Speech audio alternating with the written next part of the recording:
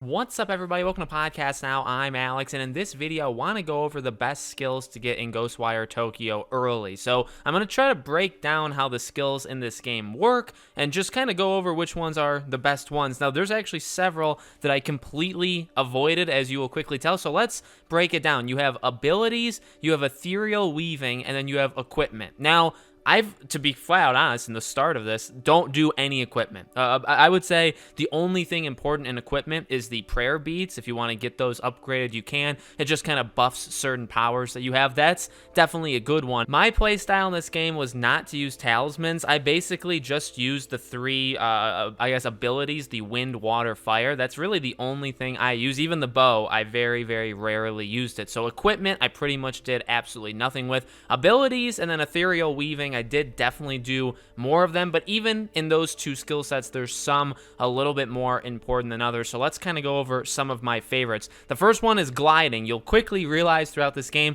mainly in missions, right? This helps you with just general, looking around the world, taking out shrines, or I guess cleansing shrines, right? To expand the world a little bit more. I mean, these help with everything, but gliding is something you'll very quickly realize that you absolutely need in this game. Now, I've only leveled it up twice, as you can actually tell by all of these, right? They're not even, most of them are not leveled up all the way, and that's totally cool. I've beaten pretty much everything there is to do in this game. There's not too much of a reason to, level it all the way up, unless obviously you want to, but gliding is a very, very good one to do. Grappling is one that you absolutely need to do. Like, the game will literally present it as something you need to unlock, so obviously that's one you should get. I personally found faster sneaking to be kind of important as well. You move very slowly when you're in a crouched position. If you guys saw my review, one of my main gripes with this game is the enemies kind of suck when it comes to stealth. They move at weird angles, they turn around at random times. It's actually very hard to do stealth in general in this game, in my opinion, but if you have faster sneaking, that obviously helps. The next several are for taking out the enemies, as you will quickly notice. So the first one is ground core grab. This is basically when you hit an enemy to the ground, you can run up to them and kill them on the spot. I find this very, very, very useful, and it also can be coupled with another ability we'll get to in a second, but this is one of my primary ways of quickly dispatching enemies. Obviously, you can just hit them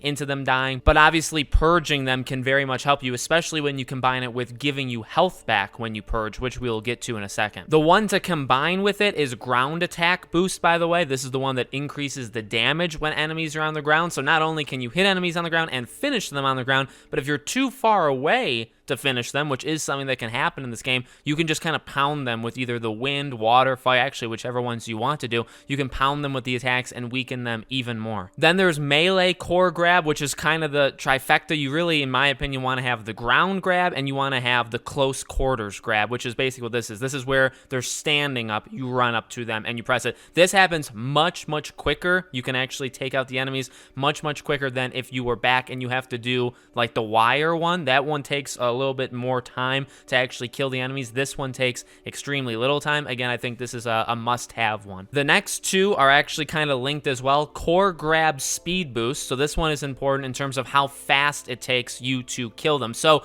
again, the thing that's important with this one is you'll actually find out, and I've made the mistake many times, sometimes when you're doing the wire, right, when you're purging the enemies, if an enemy hits you when you're doing it, it knocks you out of that move. You'll have to hit the enemy a couple more times to get them back in that state or outright kill them, and it is annoying. It is annoying when it takes so long and an enemy just kind of comes and roundhouse kicks you in the face. You lose a little bit of health as well. So I would recommend, if there's actually anyone I would recommend to go all the way with, I obviously haven't yet, but this is a good one to do in terms of just getting the enemies out of the way very quickly. And the one that comes with this, though, is core exposure duration boost, which basically makes it longer that the core is exposed in the enemies. Now, this is good if there's just one enemy hanging around, or if actually there's multiple enemies, because when you do the purge, when you're far away, you can chain them, so you can actually take out more than one enemy at a time. So the longer one core remains out means you can get the other enemy's cores out. So this is a pretty good one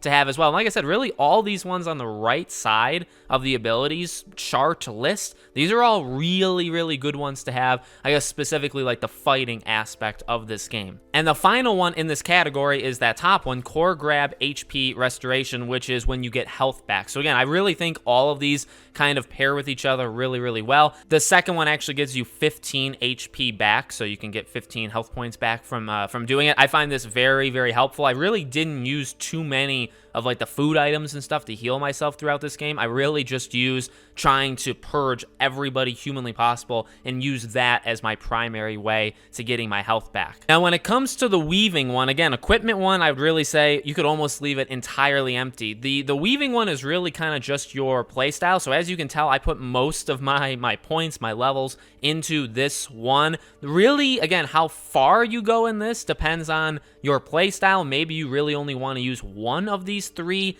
elements, in which case you'd maybe want to level that one up all the way and leave the other ones lower. What I will say is a couple kind of tips and tricks to this one. Water, you don't actually, you notice I have 2 of them left undone for water, whereas fire and wind, I only have 1 on that bottom like row. I really think that's totally fine. I mean, you can obviously, and you would become more powerful doing the water moves, but I really think just doing it that 1 is totally cool. But the far right one is the charge attacks. You definitely want to level that one up. Again, depending on how much you want to, if you use the charge attacks, I use them a fair amount, so I leveled it twice. And then when it comes to the wind, again, water and fire, it's pretty much just how fast you can shoot, how many of them you can shoot, right? So the speed of it, how many in general, and then kind of like the width and the power of it. Those are pretty much what they're all broken down into. Again, really, I would just recommend doing whatever you want, but I would recommend doing like this entire part of it. I would really, abilities, like I said, I didn't put too much into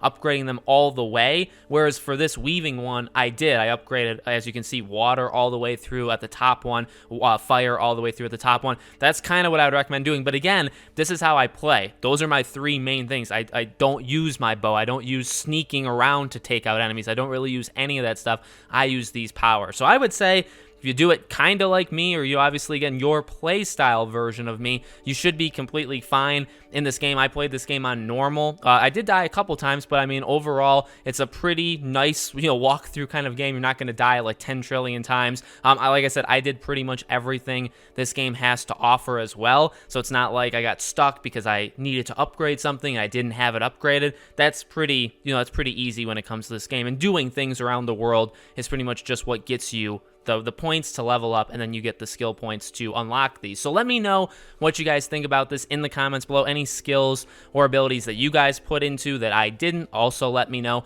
Make sure you guys are subscribed to the channel. Hit the bell icon so you guys know when all these videos go up. If you want to follow me anywhere else, all my social media is in the description below. Thank you all for watching, and I hope to see you all on the next video.